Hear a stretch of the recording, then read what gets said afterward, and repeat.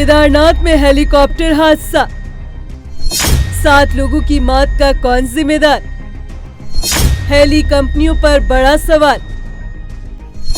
नियमों की अनदेखी कर हेलीकॉप्टर क्यों भर रहे उड़ान? 15 जून यानी रविवार के तड़के सुबह बाबा केदार के द्वार से दर्शन कर वापस लौट रहे यात्रियों का हेलीकॉप्टर गौरीकुंड के जंगलों में क्रैश हो गया। इस हादसे ने सबको झकझोर कर रख दिया है। पायलट समेत हेलीकॉप्टर में 7 लोग सवार थे और सभी की दर्दनाक मौत हो गई। लापरवाही ये कंपनी की और प्रशासन की लापरवाही है कि ऐसे मौसम में भी उड़ान भरने की परमिशन दी जा रही है। लोगों के अपने लालच में लोगों के जीवन से खिलवाड़ किया जा रहा है। यात्रियों को क्या पता कि ये भाई हेलीकॉप्टर में क्या दिक्कत आएगी मौसम को, वो तो इन्होंने बैठाया ले चले। लापरवाही, घोर लापरवाही कंपनीज की और सरकार की।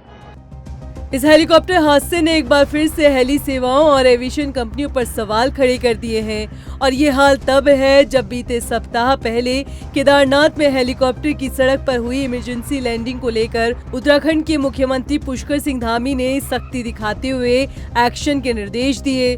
वहीं इस हादसे पर भी सीएम धामी ने दुख जताते हुए लापरवाही पर सख्ती दिखाई है। खराब मौसम के कारण एक हेलीकॉप्टर दुर्घटनाग्रस्त हो गया।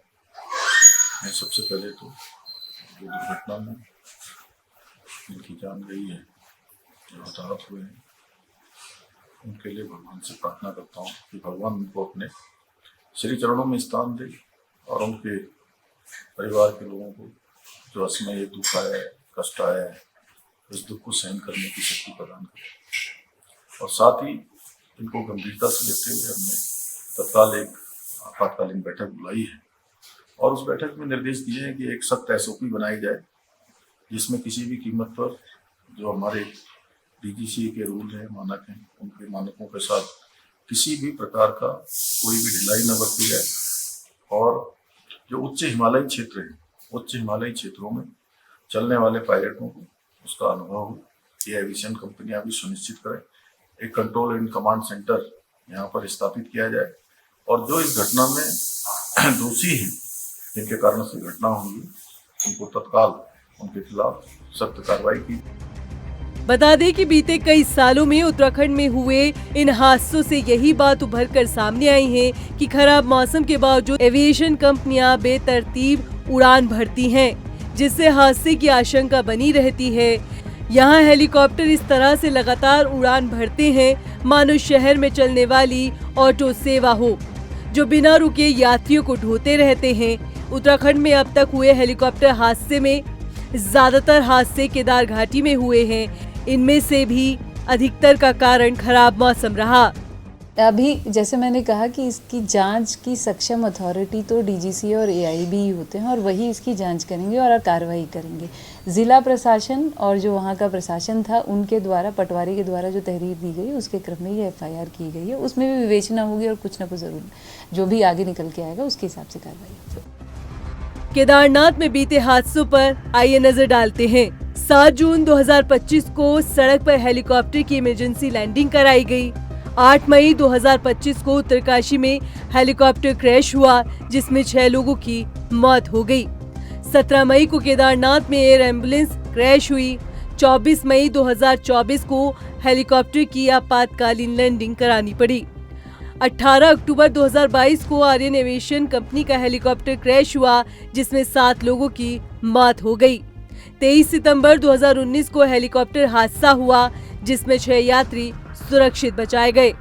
बता दें कि केदारनाथ धाम के लिए गुप्तकाशी, फाटा, सिरसी सहित दूसरी जगहों से 9 एविएशन कंपनियां हेली सेवा देती है।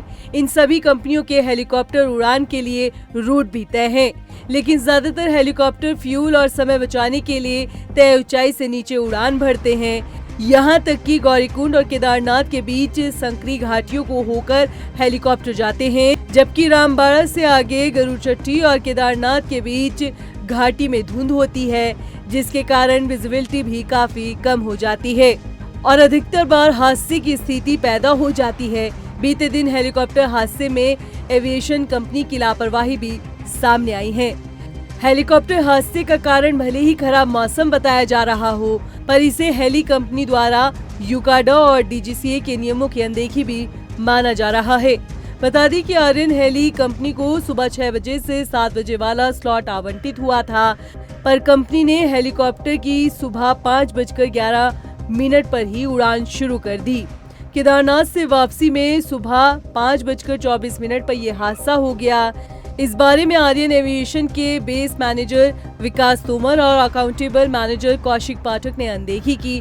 फाटा राजस्व उप निरीक्षक ने हादसे में 7 लोगों की मौत के लिए कंपनी के दोनों मैनेजर को सीधे तौर पर जिम्मेदार माना है। फिलहाल सवाल है कि क्या इस हादसे के बाद हेली कंपनियों पर कड़ी कार्रवाई की जाएगी। इस रिपोर्ट को लेकर आपकी क्या राय है, हमें कमेंट कर जरूर बताएं। अगर आप पेज पर नए हैं तो चैनल को लाइक, शेयर और सब्सक्राइब करना बिल्कुल ना भूलें।